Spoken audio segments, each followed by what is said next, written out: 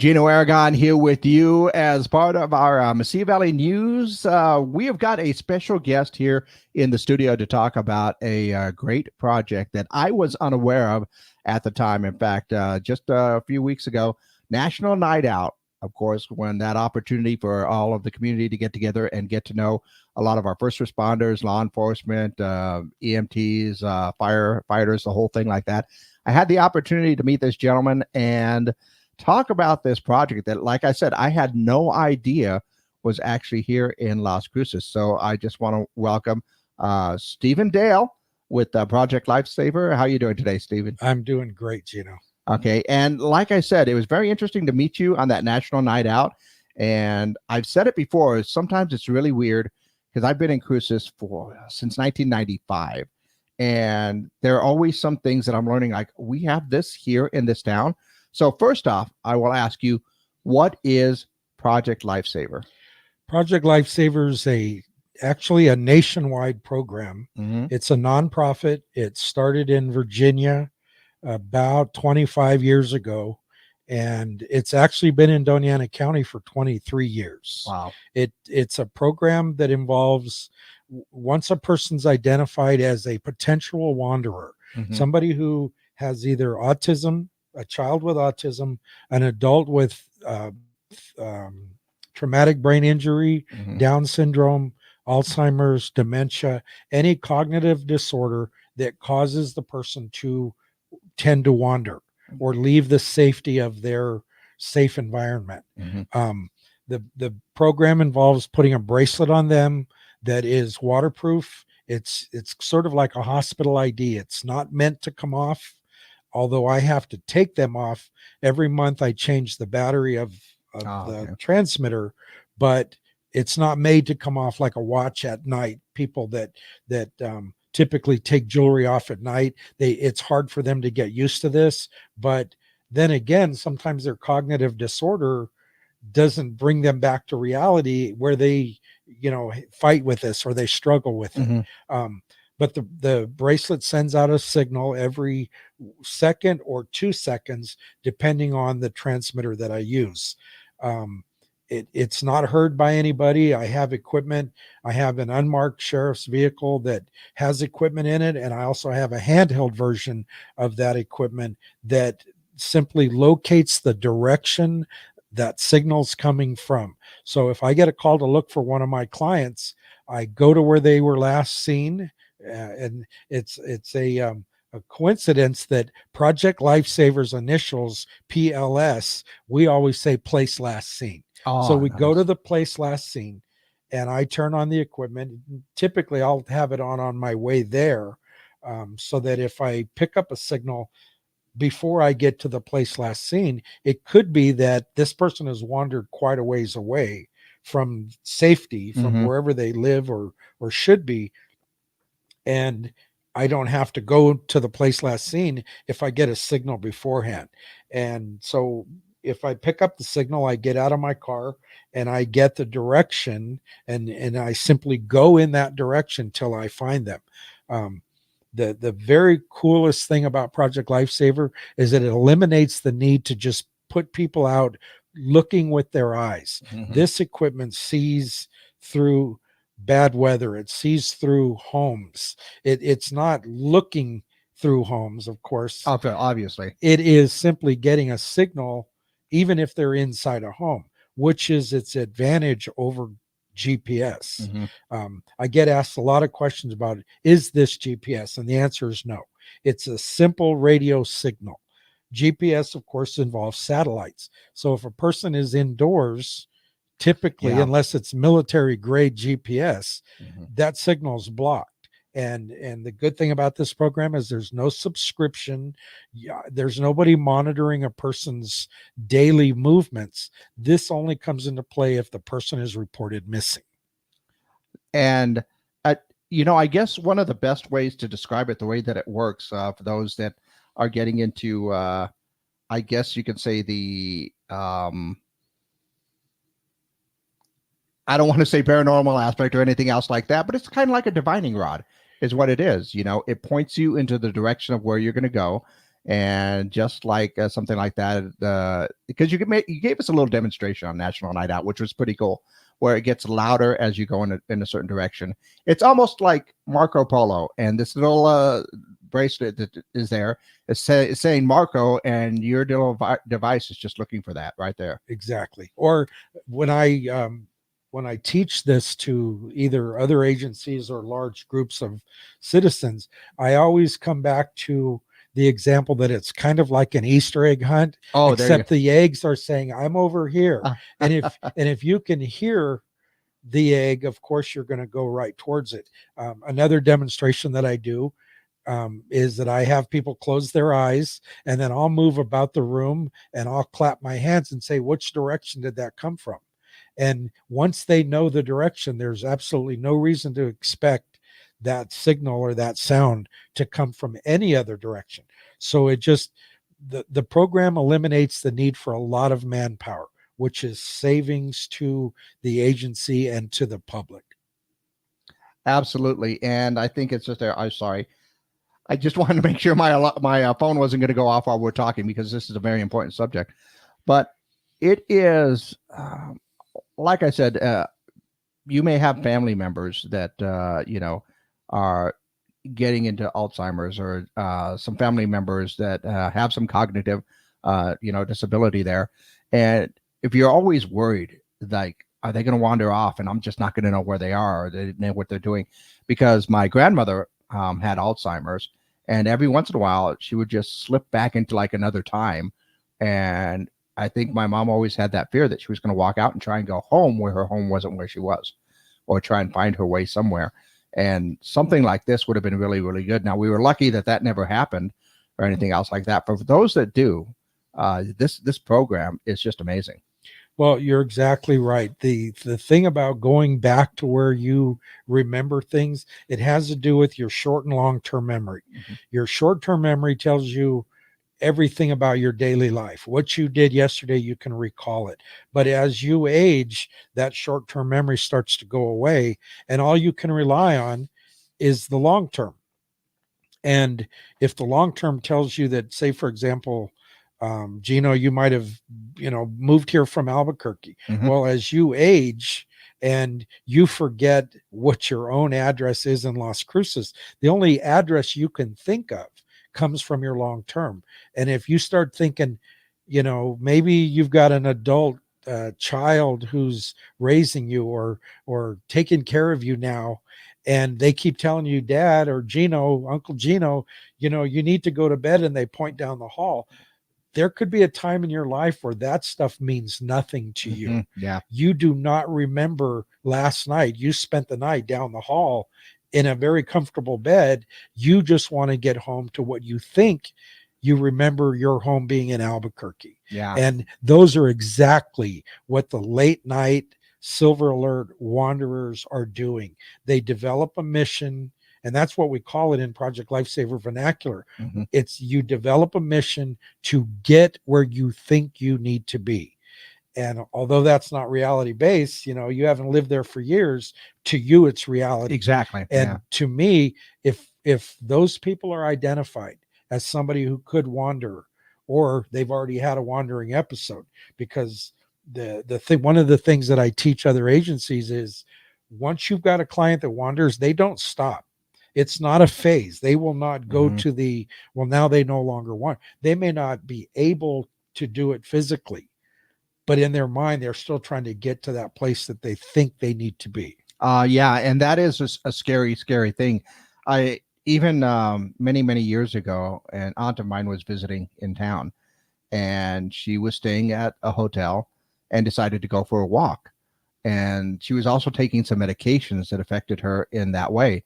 And luckily she did have her phone with her, and she had my number stored in her phone because she wasn't going to remember it, and was able to go ahead and call me. And then I had other family members as well that were calling me and saying, like, we don't know where she is, or she's lost. She's calling us and she's lost.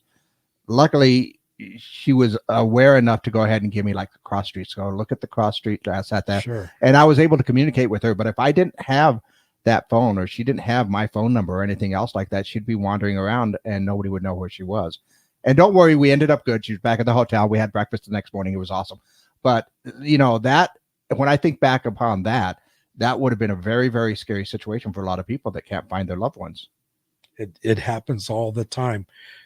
You'd be surprised how many times I speak about this, or when I meet a new client, they've heard about the program or somebody has referred them to me, and I'll explain that, these are things that I see almost across the board with my clients, that all it takes is once.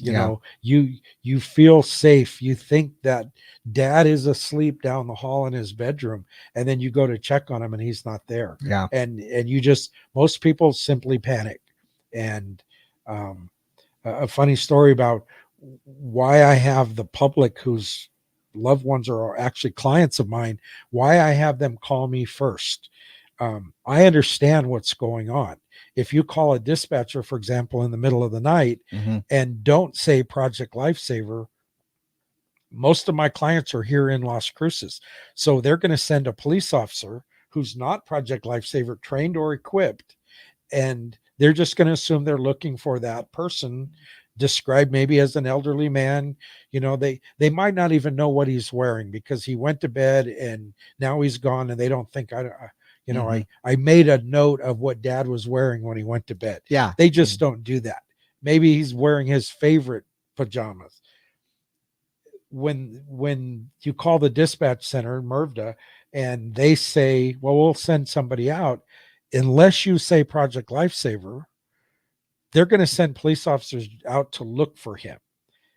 And I've actually had clients that walked around until they came back because there was no connection between Project LifeSaver and what the caller said to dispatch. Yeah. And so what I did was I revamped the program 7 years ago when I started doing this, and I have the caregivers call me because those are people that I see on a regular basis. Yeah. And they know when they call me, I'm going to understand what the situation is. And then I'll respond and I'll notify MRVDA that I'm responding rather than MRVDA immediately knowing what to do and then calling me, because sometimes they don't. If the caregiver caller does not mention Project LifeSaver, it could be missed. And another thing is, of course, like you said, you're familiar with your clients and they're familiar with you. And with anybody with cognitive, when that starts to go, a cop, a stranger, or somebody comes up to you, that could get into some very scary situations. So the fact that, like you said, you see them on a regular basis because you have to change the batteries, so they'll know who you are. They'll say that and go like, "Oh, Steve, it's good to see you. Can I go home now?" or something else like that, which is will actually help out a lot in other situations, because we hear about those bad situations right there, but there's a lot of good things that kind of come out of that. In fact, you were telling me that on the website they actually keep count of all the successful rescues that they've got. That's correct.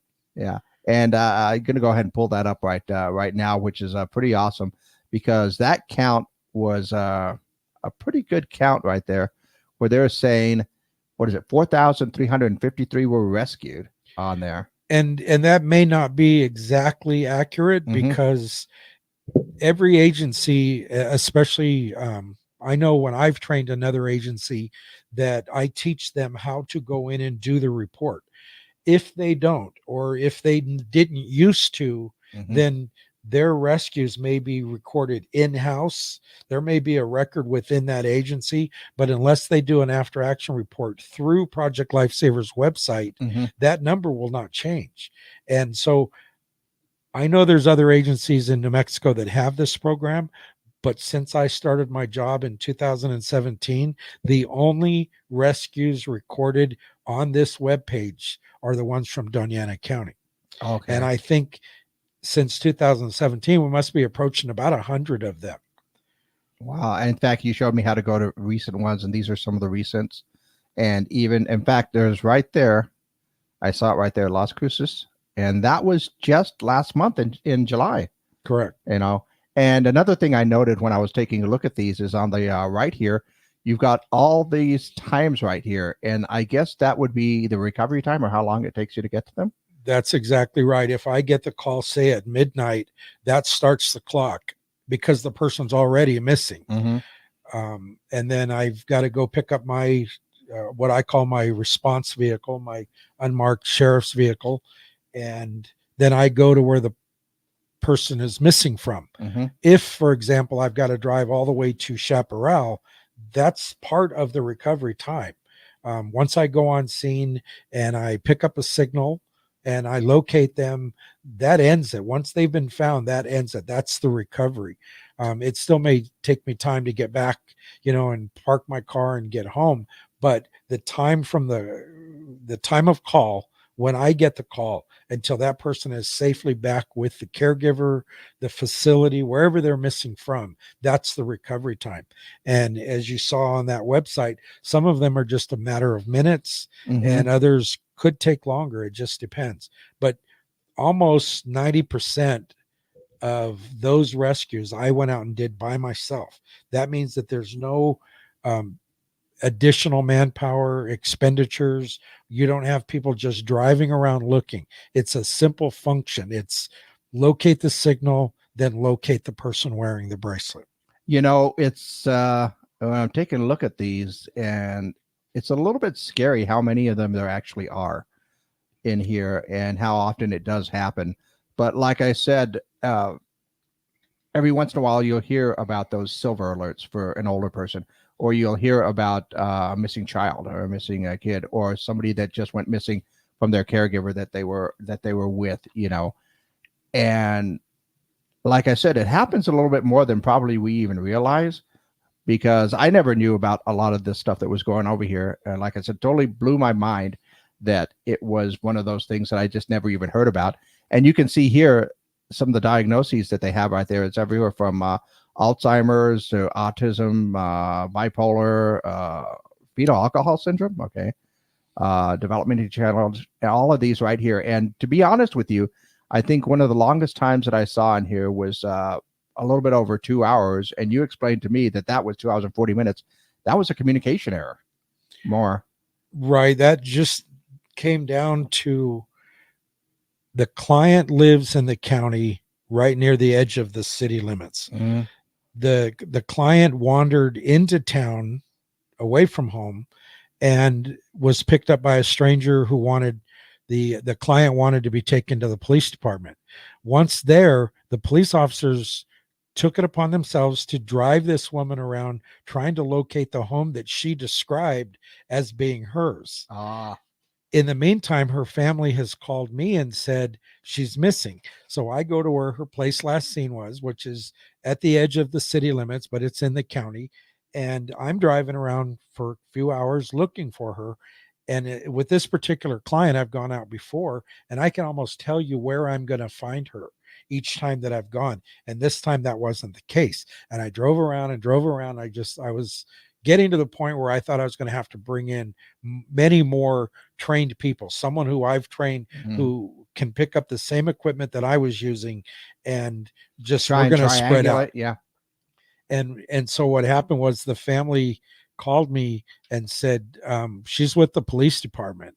And so we worked out the kinks, but that was just a matter of two dispatchers who had not communicated with each other, and typically they won't. If the PD dispatcher is handling a PD matter, it's not something the sheriff's dispatcher is automatically going to get involved with.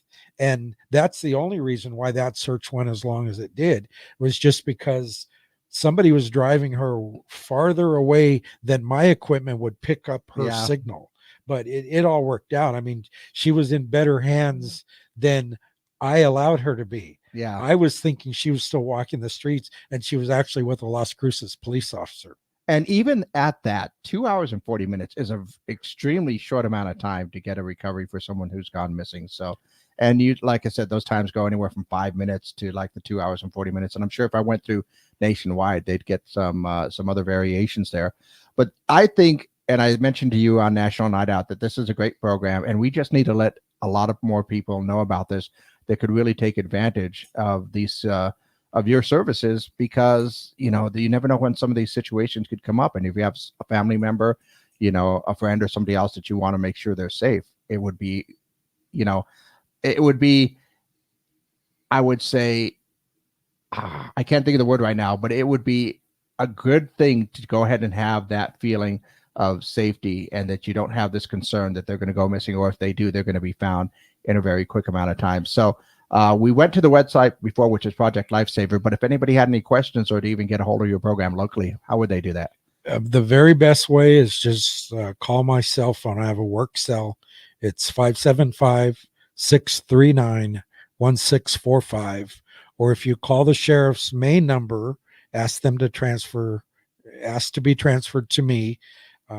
If you email me, or if you call my work number, my desk, it will actually transfer to a voicemail that I can get through my email system. Mm-hmm. So my email address is Stephen with a P, Stephen, D as in David, at DONAANACOUNTY.org.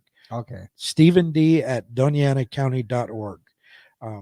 My desk number 575-525-8862. If you leave a message, I'll get it through the form of a voicemail through my email, which means I can get it even on the weekends if I'm away from my office. Awesome. And that is, like I said, Project Lifesaver is a program that I think is unfortunately necessary that we have these, but the work that you do, and I guess that sense of well-being for all the family members that are out there that have some family members or friends that have this issue is just can't really be understated, because that feeling of safety that you have around them is going to be a big, big thing right there.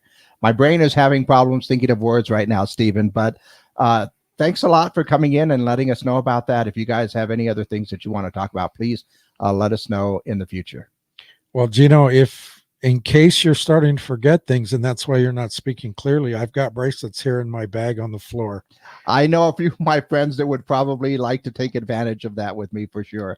But thanks. And by the way, there is no cost for this program. Oh, yeah, that's right. I almost forgot. Years ago, when I took over the job from a gentleman, at that time, he said that we were charging $10 a month.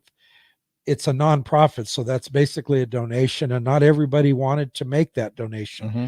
As it turns out, over the last 4 years, I've had so much support from the Alzheimer's Association in Albuquerque that they were buying the stuff that I would normally buy with the money I was charging the clients. Yeah.